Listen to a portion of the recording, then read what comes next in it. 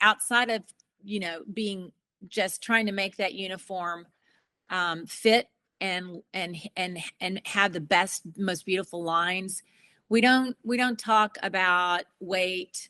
Y'all heads up, it's time, it's focus. Beautiful, classy, feminine. Everything would be perfect if I were that woman. It's a lot of pressure every single night. Our job is to make it look easy. Well, the whole experience has been a little different in the past. The past series focused on the audition competition and just making the team leading up to our first football game. And the main thing is that there's more storytelling on the individual cheerleaders that make up our team. And they, it was new for us, but they were more maybe honest in their personal lives, a little more vulnerable, a little more real, and people just get to see so much more than what they see in a performance or in a photo. We didn't really want to show anything other than just what we do, and the reality is a lot of preparation and a lot of dance rehearsal and a lot of work that goes into a near flawless performance. So I would say we weren't trying to hide anything. We were trying to tell the truths of the preparation and then just the individual lives. And I think they've done that quite well. I don't think there's anybody, if they watch the series, would think that it's easy to be a Dallas Cowboys cheerleader and to maintain that, and also should walk away hopefully with a great deal of respect with what great athletes and artists they are as dancers. Some thrive, some buckle under pressure, some kind of disappoint. Your left kick won't make this team. We're making cuts tonight. You are not in the top 36 right now. We're angry and we're emotional, but dry those tears, girl. You 36 are officially the Dallas Cowboys Cheerleaders! So we actually all year long teach audition prep classes for those that can and want to participate in them. But the audition process starts online with filling out an application. We used to do that in person. There used to be 3 rounds in Dallas, and COVID forced us to have an online round 1 and round 2 by filling out an application and then actually doing some interviews like this online.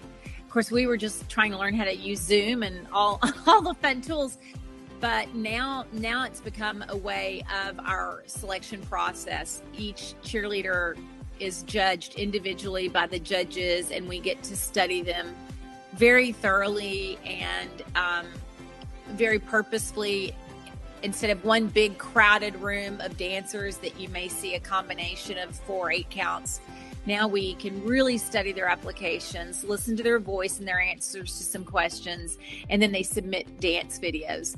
And the audition finalizes in Frisco, Texas at our headquarters, where each of the finalists bring a 90-second talent presentation, fully choreographed, costumed, their best presentation, and then we go to the field and compete with our exact choreography on our turf, inclusive of our kick line. And that's the final audition, and then that's when people make the team or make training camp. They'll probably learn about 50 dances within training camp, and then those dances can be broken into little micro dances that are used throughout the football game. Our DJ told me last year our average amount of songs he played, musical elements in the game, was 350. So, and our cheerleaders are kind of moving and dancing to all the musical elements played in the game. So it's quite the show, quite the workout, and it's joyful for them because they love to dance so much. I like diversity, number one, so I don't like to have one formula or one ideal. I know that I'm in the fan business, and I know we're picking favorites for a lot of different people. Like, for example, your favorite or your daughter's favorite is what I'm going for, so that everybody has a favorite that they can identify with. I am a judge that loves great showmanship. I love authenticity. Of course, I love beautiful technical dancers. On our stage, which is a football field, I'm attracted to dancers that are very dynamic. They use levels. They have great power, great projection. They have to be an arena performer. Pressure is a privilege. Like, you don't put yourself in this situation if you didn't earn to be here. So just think of it that way. All right, ladies. I know we talked about like a lot tonight, but let's go into this year with the best attitude. Just make it the best year and focus on us. Nothing else matters. Yeah. Woo! 1, 2, 3, DCC.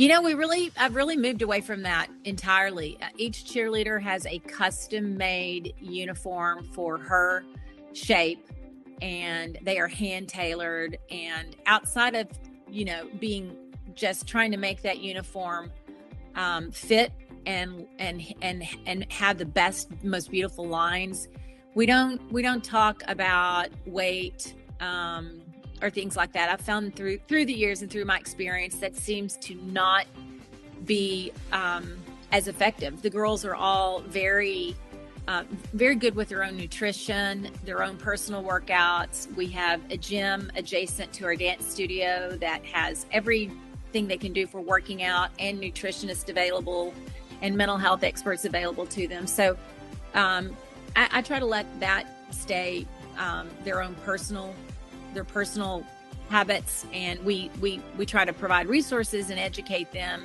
and we leave it at that. And I think we're better for that. It stays pretty intense. I mean, we go into our football season and have 10 home games, and then you hope for a playoff game, and then you hope even beyond playoffs, you hope for a Super Bowl.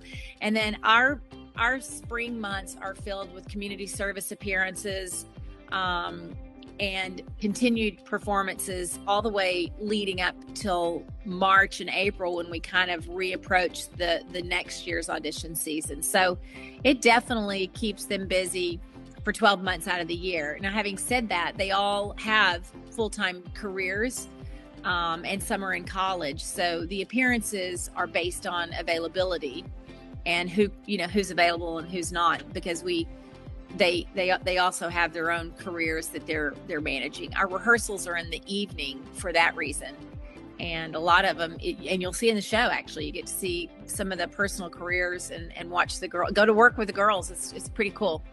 Well, first, the performances that they will experience are unlike any other. I mean, to perform at an NFL football game is extremely exciting with, an arena-filled audience. But the cheerleaders just this year, for example, have also performed alongside Dolly Parton and worked with Dolly. They performed in a live concert with Queen and Adam Lambert. They get to make television appearances. We went on a USO tour to South Korea. So there's so many experiences that include travel, include other world-class performers, and then just these great intimate moments of friendship, like witnessing someone getting engaged or being in their weddings. It just, it also becomes these personal sisterhood-like experiences. So there's a lot that goes into making a year or 5 or 6 years with the Dallas Cowboys Cheerleaders a very special time.